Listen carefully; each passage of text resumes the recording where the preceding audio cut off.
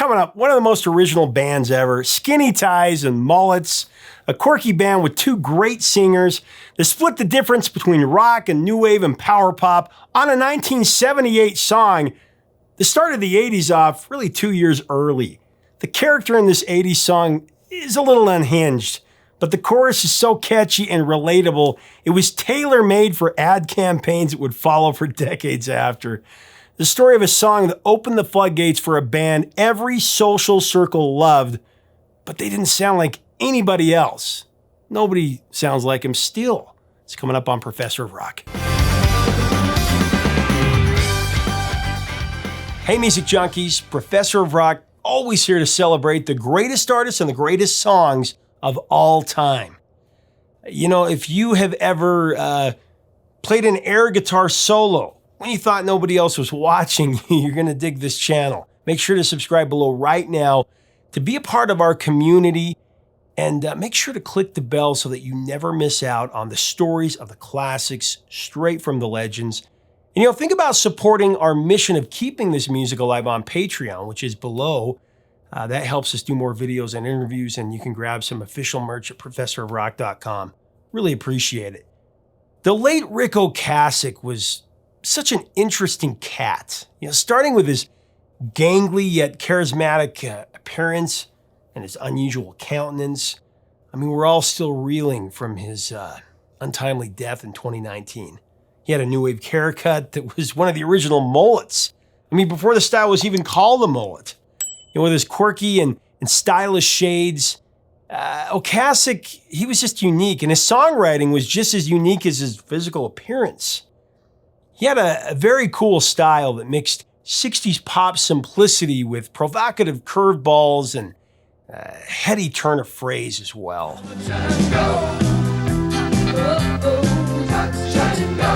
The Ocasek eccentricity was on display right out of the chute on the Cars' debut single, Just What I Needed. I guess you're just what I needed. Just What I Needed.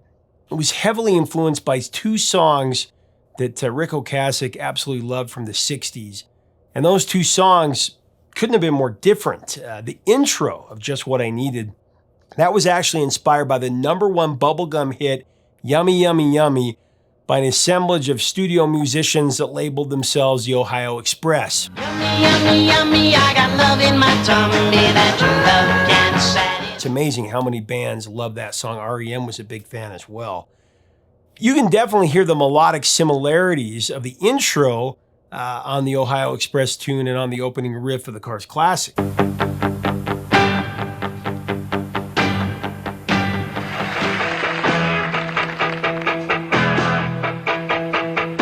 It's okay to compare the two. Ocasek was very honest about lifting the intro of Yummy, Yummy, Yummy because he found the song to be deliciously infectious, as did everybody else that heard it on AM radio at the time.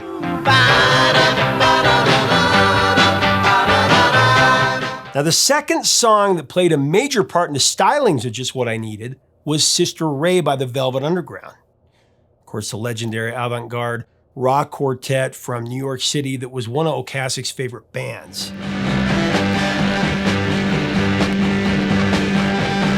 Sister Ray closes side 2 of the Velvet Underground's momentous 1968 album White Light, White Heat. One of the great albums that influenced so many bands, including the Cars.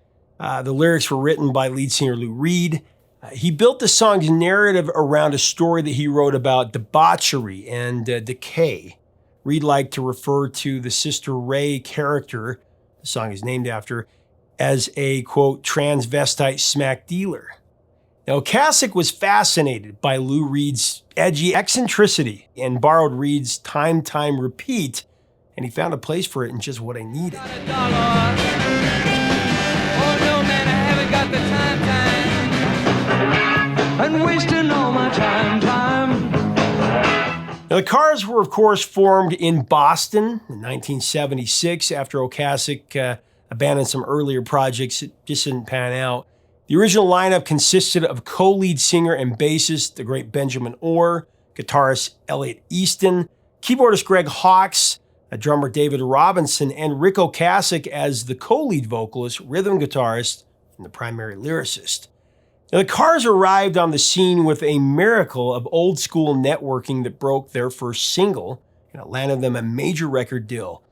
Ocasek penned Just What I Needed in the basement of a commune in Newton, Massachusetts, where he was living at the time. He was a destitute artist back then, writing songs and dreaming of that big break. Now, by the time his genius was recognized by the music industry, get this, Rick Ocasek was well into his 30s. Most artists would have been considered too old to make a splash at that point in their career, especially now, it would never go anywhere. But Ocasek was on the verge of a huge breakout that continued into his 40s.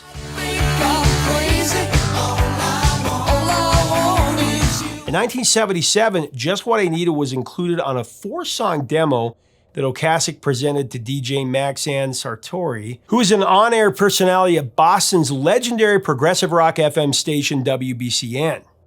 Sartori was the DJ that famously gave Aerosmith its big break when she played Dream On BCN.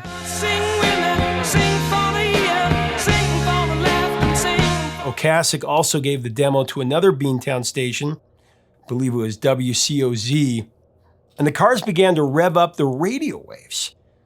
DJ Sartori played Just What I Needed, also My Best Friend's Girl, from the original demo on her afternoon drive show on BCN, and recalled the listeners went absolutely crazy for the music. How could they not?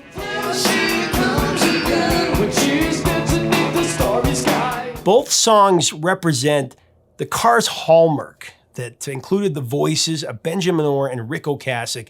Orr, with his matinee idol looks, sang lead on Just What I Needed. It's not the ribbons in your hair. Well, the quirky Ocasek took lead on My Best Friend's Girl.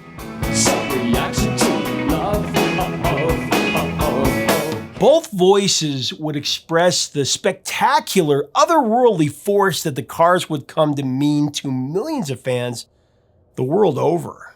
Just What I Needed. It was the perfect introduction to the Cars. I mean, you think about it. A song that seemed to capture the crazy sounds of the strangest music of the 60s, funneled through the new technology of synthesizers that put them at the forefront of new wave.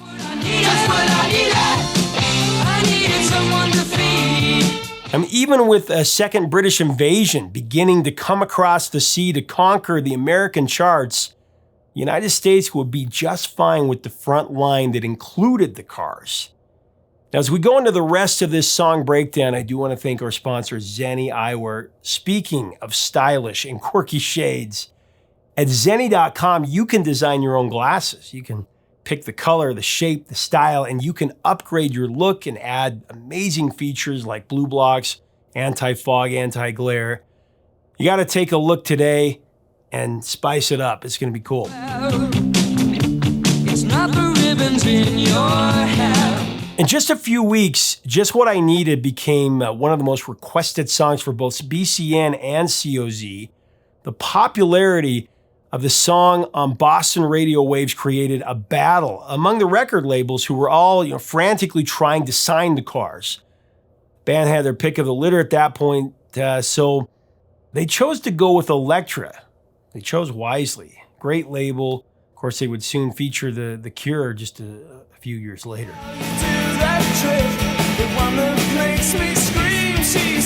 The Cars' self-titled LP was one of the best debut albums of the rock era, no doubt about it. It certainly wasn't crafted by a bunch of pimple-faced 19-year-olds.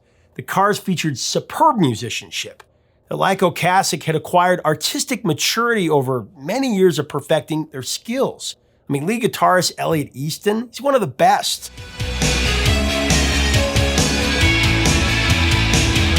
He's one of the most unheralded players of this generation. When most guitarists of the 70s would perform a solo, they usually pulled out a blues riff and the key of the song that they were playing along with. Easton wasn't like that, though. His solos were really original, and they never sounded the same. He firmly established himself as one of the most exciting up-and-coming axemen with his solo on Just What I Needed.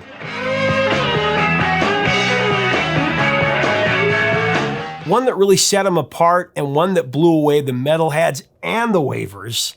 Keyboardist Greg Hawkes. He was a bit of a pioneer in the way that he incorporated keyboards and synths into rock music. His style inspired so many artists that were on the front lines of the new wave movement of the late 70s. Greg's synth line and Just What I Needed was performed on a mini Korg. It gave the track it was catchy, melodic underbelly.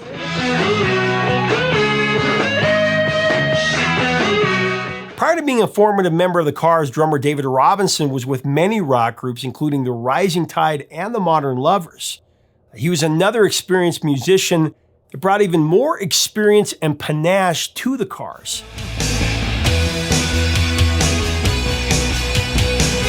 He also designed the album covers, and he named the band.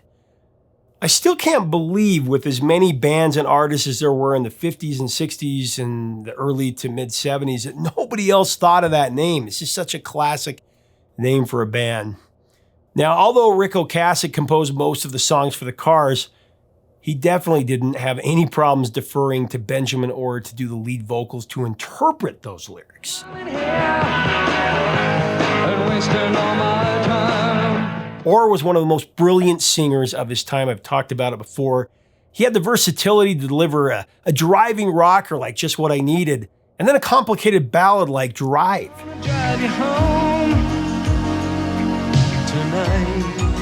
Cars also had phenomenal background vocals.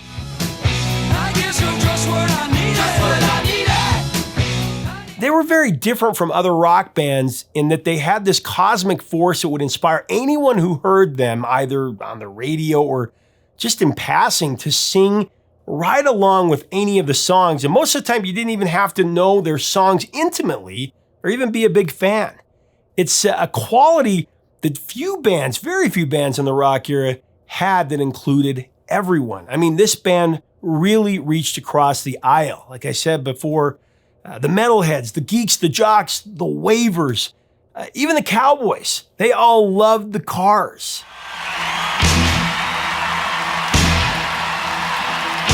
Sadly, we have lost both of the leads of the Cars. Ocasek just a few years ago, as I said, and Benjamin Orr passed away after a long battle with cancer in the year 2000.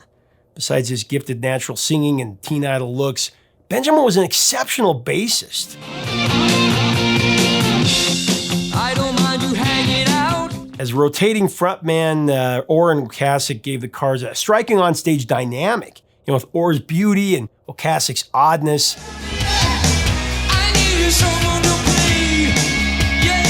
I mean, really, what other band that's come around in the last 25 to 30 years has that kind of impressive duo? The Cars album was produced by another eccentric personality in Englishman Roy Thomas Baker. Now, Baker is one of the most prolific producers of the era, who's perhaps most famous for producing Queen's A Night at the Opera, the album that included the grand classic Bohemian Rhapsody. Thunderbolts and lightning, very, very frightening me. The Cars selected Baker mostly because of his work with Queen. The band believed that Roy would be more adventurous and allow them freedom to experiment with new ideas in the studio. It's what the Cars were all about, especially in the beginning. Elliot caught a virus while he was in England, I believe just prior to the recording session of the band's eponymous premiere, and he claimed that he was kind of out of it when he played his guitar parts on Just What I Needed and some other tracks on the record. But you'd never know it unless he told us.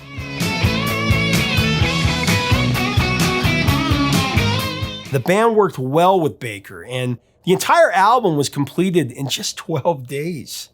Elliot's work took a day and a half to record, and the entire album was completed in that 12 days. As I mentioned,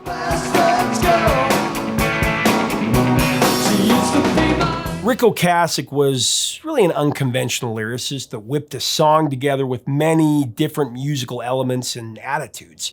Just What I Needed forged the path for a long line of greatest hits for Ocasek and the Cars. So many songs, so many great songs. It's an unorthodox love song with Ocasek subtly poking at the challenges of a relationship in Just What I Needed.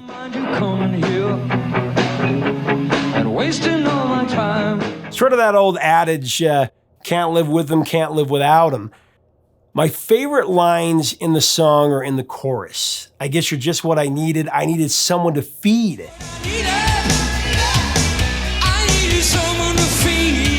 And I guess you're just what I needed. I needed someone to bleed.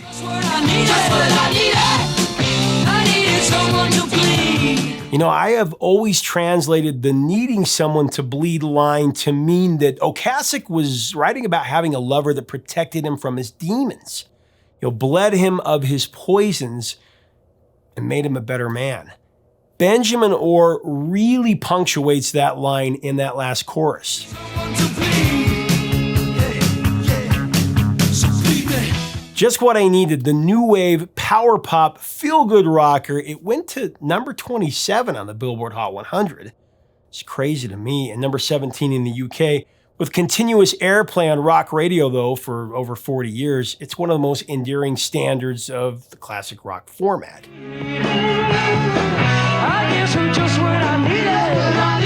It was one of those classic songs.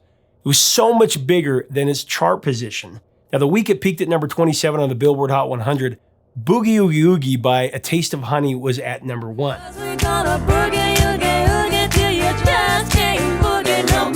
I mean, no offense, but it's a fact that Just What I Needed has definitely outlasted it. Surprisingly, the Cars, they never had a number 1 hit.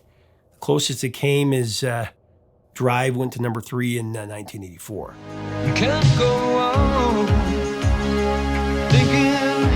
Now, in pop culture, Just What I Need was featured in the opening credits of the 1991 film Boys Don't Cry, starring Hilary Swank, as well as the movies 200 Cigarettes, Sky High, and Stepsisters. It also was used in a heavy TV advertising campaign that was in 2005 for Circuit City, now out of business. Circuit City makes it simple. I guess you're just what I need. There's been a number of really cool covers of Just What I Needed, including versions by The Strokes, Jarvis Cocker, The Killers, and the Red Hot Chili Peppers, who were all big fans of the Cars. In fact, it was Brandon Flowers of The Killers who inducted them into the Rock and Roll Hall of Fame. Great honor to induct into the Rock and Roll Hall of Fame, the Cars. He had a really great speech. Like Brandon Flowers said in his speech, I was introduced to the Cars as a young kid growing up in a small town. You've heard it before. The Cars, they're certainly not an acquired taste. It's not the ribbons in your hair. I mean, when you hear their music for the very first time, it lights a fire. That flashy opening on Just What I Needed, it immediately boxed my ears in, and I was just head over heels in love with this band by the time that first chorus hit.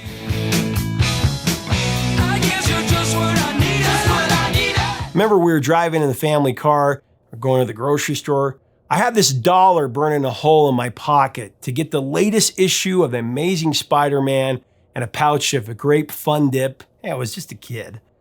I'd been excited all day after helping my dad wash the car, and I got paid for my labor. Well, my excitement went into overdrive for this incredible song that I was hearing, and I'd all but forgotten about Spider-Man and Fun Dip. I had to know who this band was. Of course, my dad knew. He told me it was a band called the Cars. And that word, from that point forward, stopped being about Hot Wheels as a little kid and the General Lee from Dukes of Hazzard. It was all about Rick, Benjamin, Elliot, Greg, and David, the fastest and most exotic cars in the universe. Just what we needed indeed.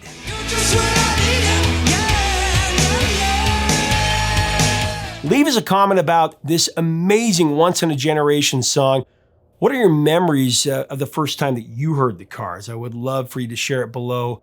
Let us know in the comments. If you like our videos, we do invite you to be a full-time part of our community by subscribing below and click that bell, because then you'll never miss out. And give us a ring on Patreon. We'd love to have you.